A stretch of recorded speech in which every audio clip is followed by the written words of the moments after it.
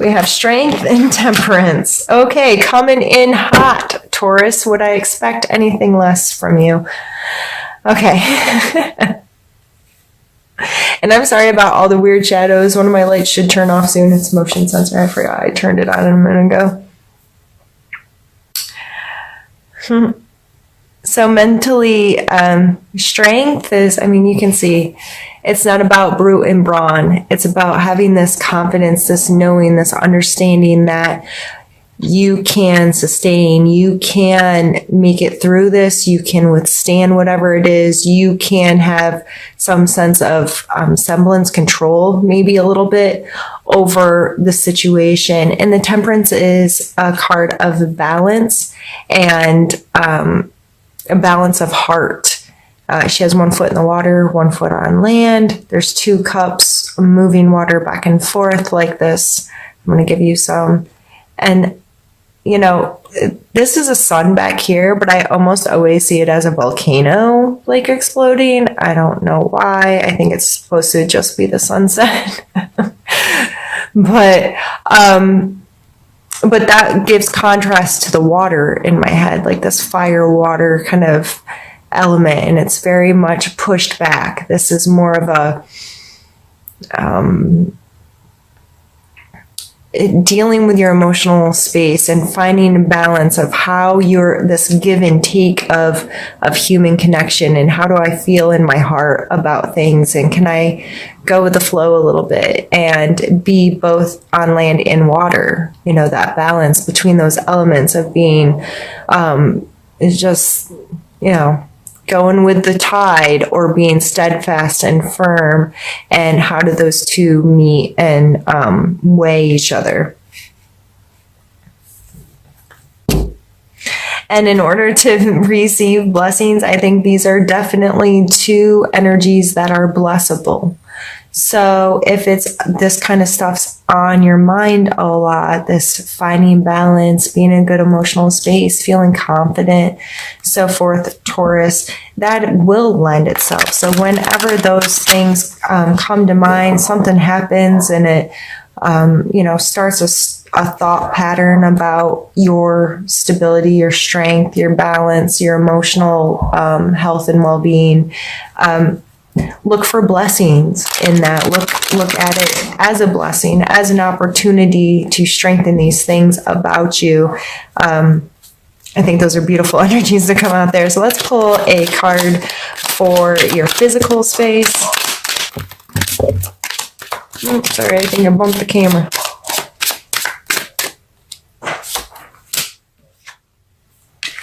The Emperor and the Ace of Wands.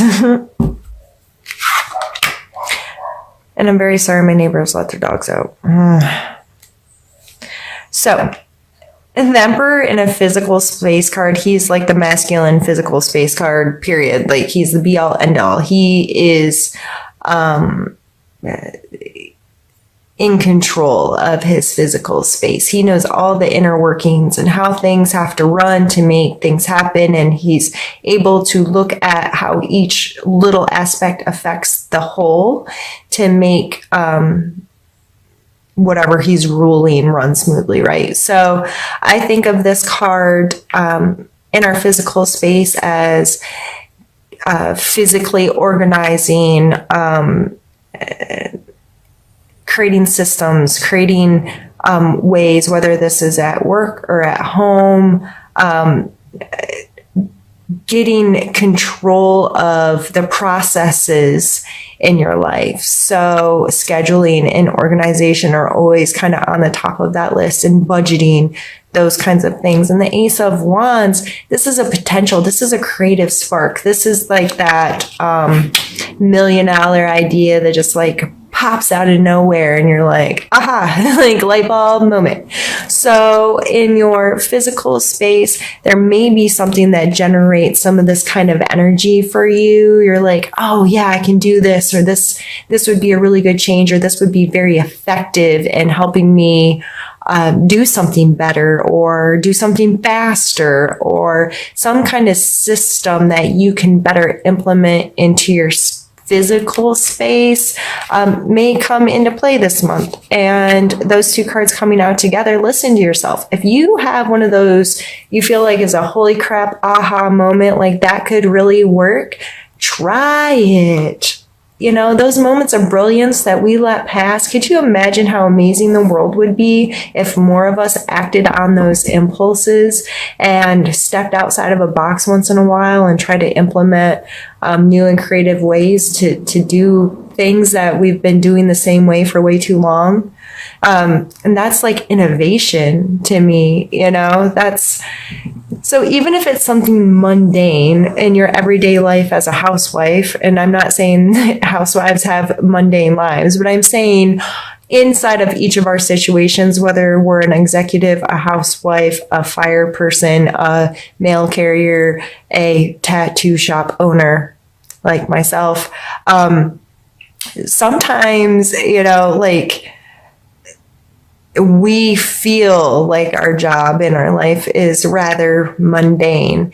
And once in a while, we get this spark of creativity that can really change things up in a positive way, especially coming from this space of like emperor, like I have to run this stuff. I'm in control of this. This is my baby. This is my thing, whatever your thing is, that could really be innovative, be cutting edge, be exciting, and it may just be inside your own home is what I'm saying, but it could be something larger. If I have an inventor watching, invent me something cool, name it after me or something. I don't know. I'm just being silly, but I know when I talk about the energies, sometimes I talk about a very large idea. But it's hard with these general readings. I want to express the energies in a card that anyone can understand and apply to their life rather than explain a specific A, B, and C. I'm not a fortune teller. If that's what you're here for, there we go, the light went off.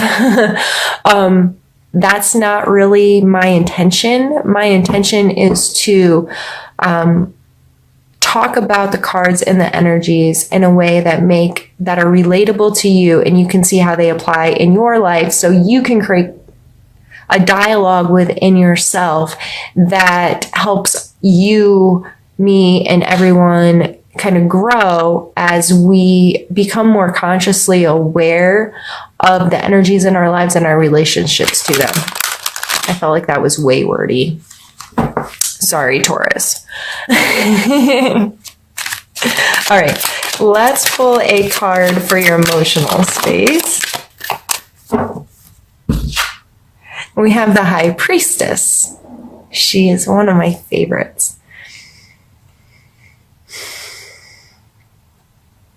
There's always a sense of kind of duality here with the light and the dark and her sitting between it.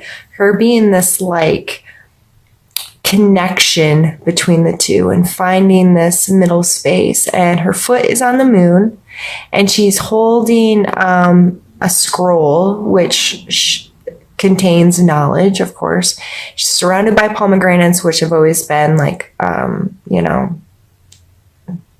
the hoity-toity came to mind. I don't know why those words, but more well-to-do kind of pomegranates are expressed there. So with her, it's like she has access to this almost like this higher knowledge or this connection. She's very capable of connecting these two worlds, these two ideas, these two feelings, these two whatever together. And because she's able to do that, she holds special knowledge there. So this coming in your emotional space, I feel like this is more to do with self. She's by herself. This is you, understanding your emotions more is how I'll start to explain it. In your emotional life, this may not be a month where you're highly concerned with your connections with other people, but more so in a internal, what's my relationship with me kind of way. This card always makes me think of prayer and meditation. Exercise for a lot of people is the same kind of thing that pulls you into this spiritual, if you will, moment where you're alone with yourself, or you're alone with your God, your spiritual practices, where you kind of shut out the rest of the world and you have this ability to digest you. And then once you open back up, what has that done for you? And what does that allow you to access more in the world? So I just see her as this energy of self-care and, oh geez. Sorry. Hope that didn't affect the video. Self-care, self-trust, intuition, gut feelings, that trusting that if you get a bad feeling about somebody this month, trust your gut.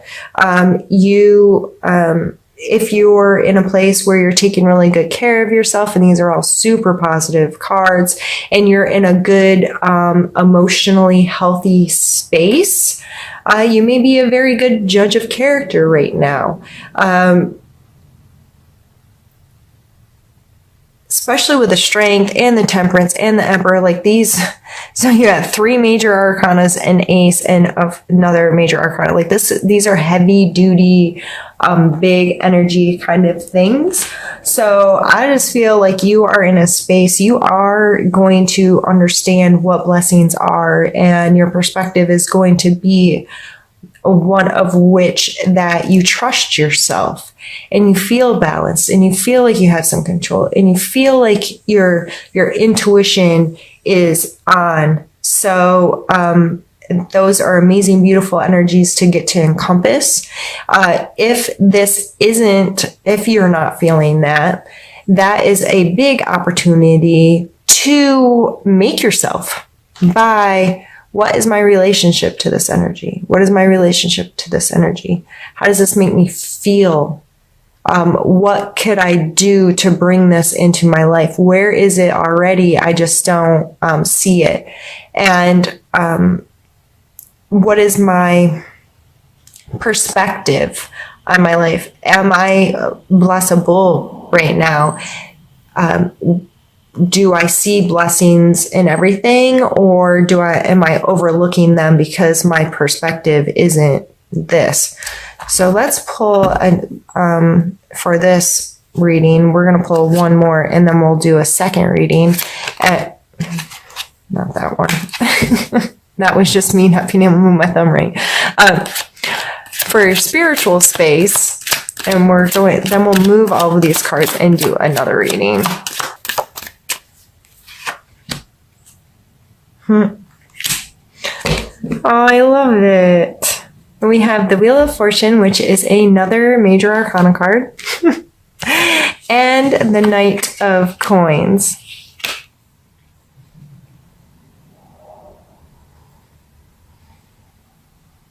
I almost feel like this is the coin in his hand, and he's starting to finally get it, that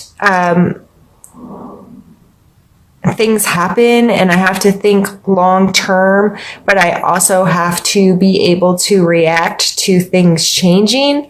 The Wheel of Fortune always stands out to me as things keep turning, things keep moving. There's this I can't find the word.